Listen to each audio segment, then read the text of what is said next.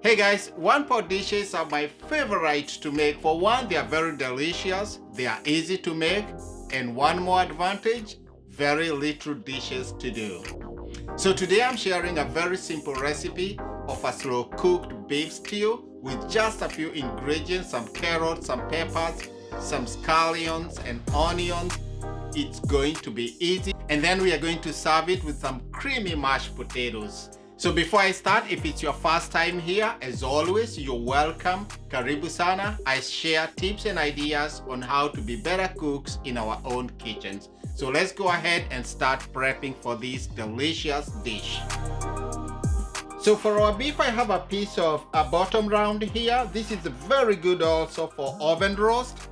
It's very nicely marbled, very beautiful color. So all this fat will melt away and make it very delicious. So all we are going to do with this one, we are going to cut it into nice cubes about an inch or so. And then I have my vegetables here. I have some peppers, some carrots, and onions and scallions. So first things first, we are going to cut this beef and then start the browning. I'll go ahead and cut our beef here.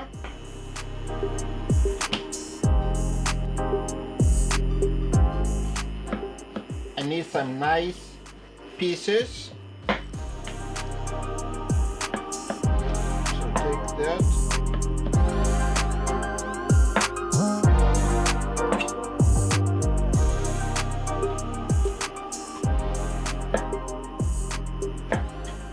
About an inch. Just like so. This fat will be very delicious, so I'm just going to cook it. This is long and slow cooking, about 2 hours or so. So most of that fat is going to melt away.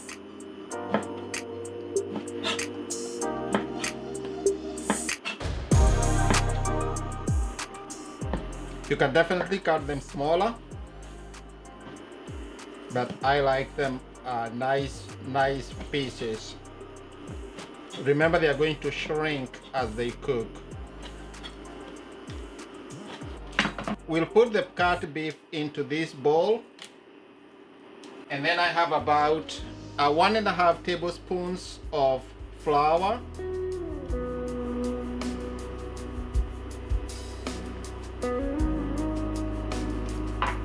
Then all I'm going to do, toast this. The flour will help it to brown, and at the same time will thicken the gravy that will be formed in the process of cooking. So just coat it nicely, and then this will go into the pot and start the browning.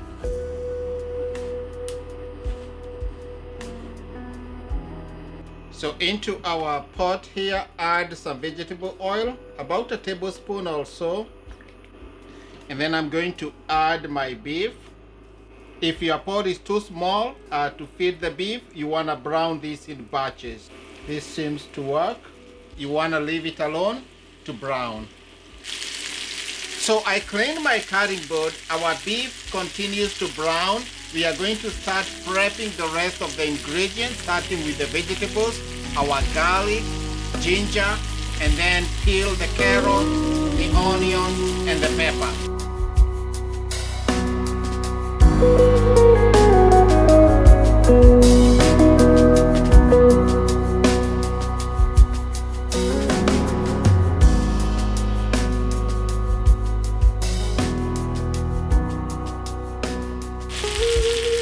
Check on our beef here, and then just turn it nice beautiful brown.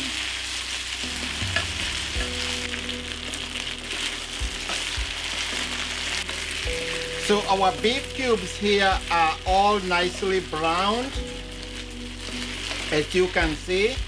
So it's time to continue now with the dish process. I'll go in with garlic and ginger. I need that to start sweating. There's no need to remove the beef here. It's one pot. You just want to make sure that the garlic and the ginger start releasing their aromas and flavors into the dish. Remember, the bottom of the pan bit, all that is flavor. Next, I'm going to add our spices here. I'm going to use cumin and coriander. That's about a tablespoon. A teaspoon of chili powder. A teaspoon of paprika for color. This is some dried thyme, a teaspoon.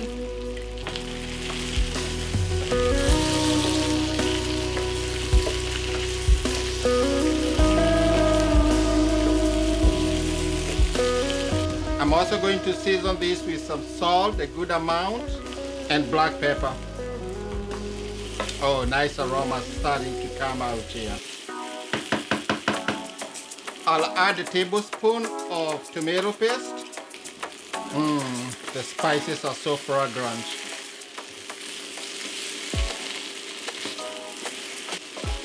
Once the tomato paste, the ginger and the garlic have just sweated and the tomato paste just toasted a little bit, it caramelizes and just becomes very nice flavor. I'm going to add some diced tomatoes. Those are 2 tomatoes, 2 small tomatoes, or you can use canned tomatoes. You can use 1 can, the small one. Oh, that is starting to look nice and delicious.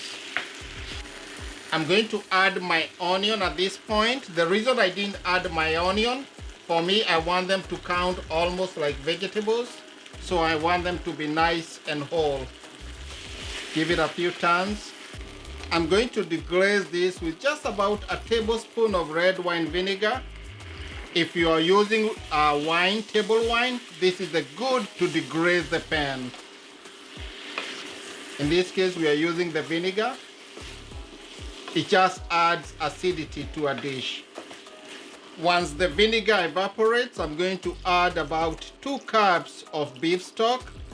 You can use water. I'm using a store-bought. If you have a good brand, you can use.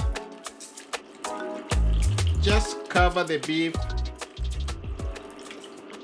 The only thing you want to be careful when you're using a store-bought stocks, just check the salt content. The one I'm using is no salt added, so you want to be careful. Cover this.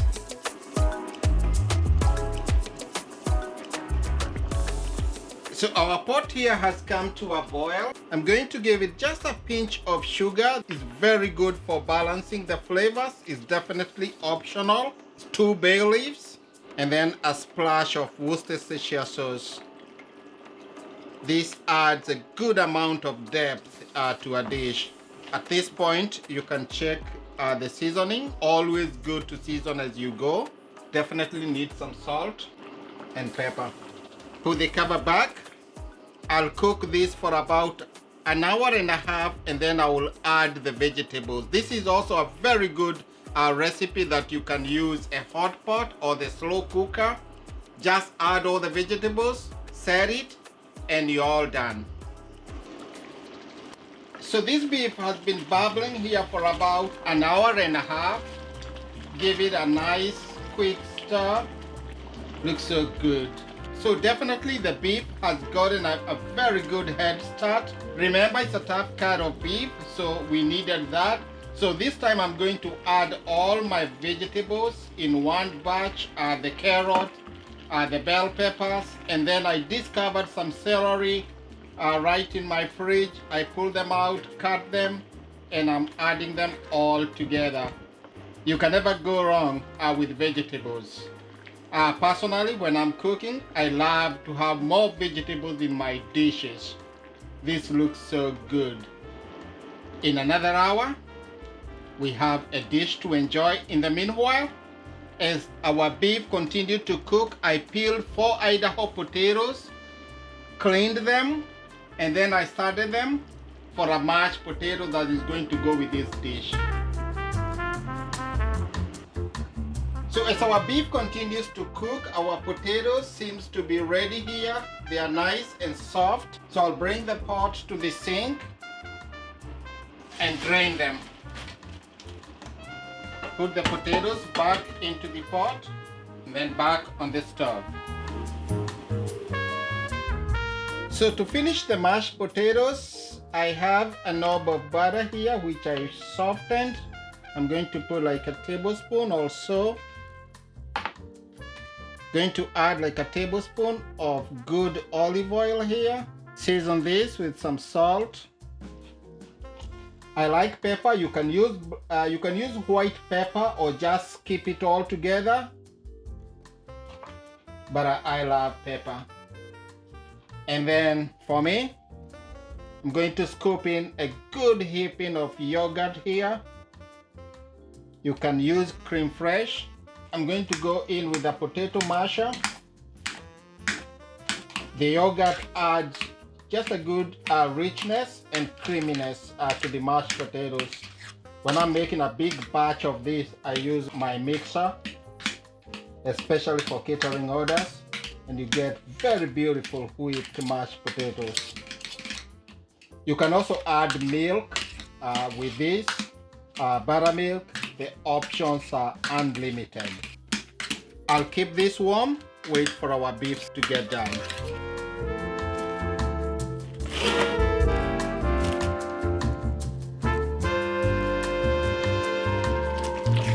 So this, my friends, is the ultimate comfort. Garnish it with some cilantro and it's done.